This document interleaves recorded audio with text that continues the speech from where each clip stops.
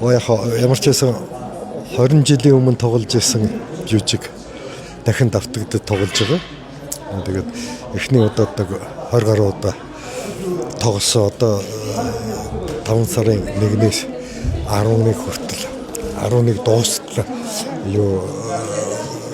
үзэгчдийн хүсэлт тэгээд бас өөрсдийнхөө юугаар сонирхлын дагуу гэдэг үү дээ.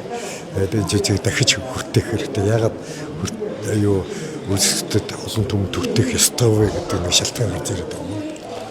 Тэгээд зүгээр өөрийнхөө дөрвийн тал дээрээс ингээд бодох юм бол ер нь тухайн үе тавьж исэн жижиг бол ийм болох нэ анхаараарай гэдээсэн. Өнөөдрийн бидний тавьж байгаа жижиг бол болцсон, болоод өнгөрсөн, болж байгаа үйл явдал дээр өөрөөр хэлбэл авилга, албан тушаал тэгээд одоо янз бүрийн гэмтэргийн ертөнцид болж байгаа үйлдэлүүд бол цагаатгадаад энэ төр яваад байгаа энэ төр ийм хэрэгүүд маш их олон байгаа шүү дээ. Хүмүүсийн санаа сэтгэлийг зовоосон. Тэгээд тэр юунаас үндэслээд ийм хэрэгүүд гараад ямар улсууд хаацаалж хамгаалаад гэдэг юм уу өөрийнхөө өөр хүүхэд танилтал найз нөхөд тэрийг ялаас одоо ял завшуулах гэдэг ч үгүй нэг тийм юмуд гарч ирээд байгаа нь өнөөдрийн нийгэмд бол айгүй толгонцоо асуудал шүү дээ.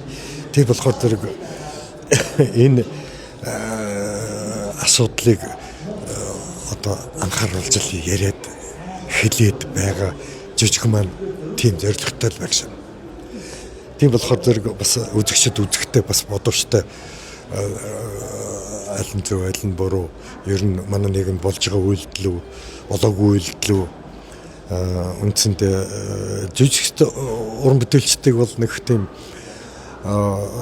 бид нар бол заавал талбай дээр очиод жагсаад л хэлээд л олон түмнийг уриалаад тахтаа гол нь биш өөрийнхөө уран бүтээл ажил үйлсээрээ уриалан дуудах сэрэмжлүүлэх анхааруулах бодуулах ийм жижигүүд уран бүтээлүүдийг тавьж явах хэрэгтэй. За киноч жижигч бай тийм ээ. Тийм болохоор зэрэг энэ жижиг маань зайлшгүй хэрэгтэй жижиг учраас дахиад бид нар 10 хоног тоглож байгаа. Та өөрийнхөө ролыг сайн аав гэж дүгнэх үү? Хуваагчсэн дарга гэж дүгнэх үү? Би өөрийнхөө оролыг хүн өмөрдөг шүү дээ. Ер нь зүгээр хүмүүсээс эсрэг дүр гэж бодох байх. Миний хувьд бол аав эцэг хүн гэр бүлийнхээ төлөө, үр удмынхаа төлөө, үр хүүхдийнхээ төлөө хийж байгаа үйлдэл хэдий боловч нийгэмд хор хөнөөлтөй тал дээр албан тушаал авилга за тэгээд одоо амин хуваа хичээсэн ийм л орол болчиход байгаа юм. Тий. Зүгээр сайн байх уу юу гэдэг асуудал дээр тэр хүний ухамсар шалтгаалж байгаа шүү дээ. Өөрийнх нь амьдрал сүрчих гээд байгаа юм дээр яах чаргагүй хийдэг гэж би хэдийгээр хүлээн зөвшөөрж байгаа хэдий боловч зүгээр нийгмийн хор хөнөөлийнх нь хувьд бол гацар буруу үйлдэлээд байна. Үнэн шударгал байх хэрэгтэй. Хүн үнэн шударгаар амьдрах юм бол бүх юм одоо юу гэдэг сайн сайхнаар дуусна шүү дээ. Гэтэл зөвхөн амин хуваа бодсны үндсэн дээрээс л өөрийнхөө үр хүүхдийг бид нар ерөөсөө яриад байгаа шүү дээ. Үр хүүхдээ хүмүүжиж чадаагүй гэдэг юм уу? Үр хүүхэд нь одоо сайн эцгийнхаа буйнаар ингээд даварч янз бүрийн үйлдэл гэнтэргийн ертөнцид хийгээд байгаа тэр хад амих мансуур янз бүрийн юмд хийгээд байгаа юмнууд дээр аав намайг хамгаална гэдэг юм уу ээж намайг хамгаална.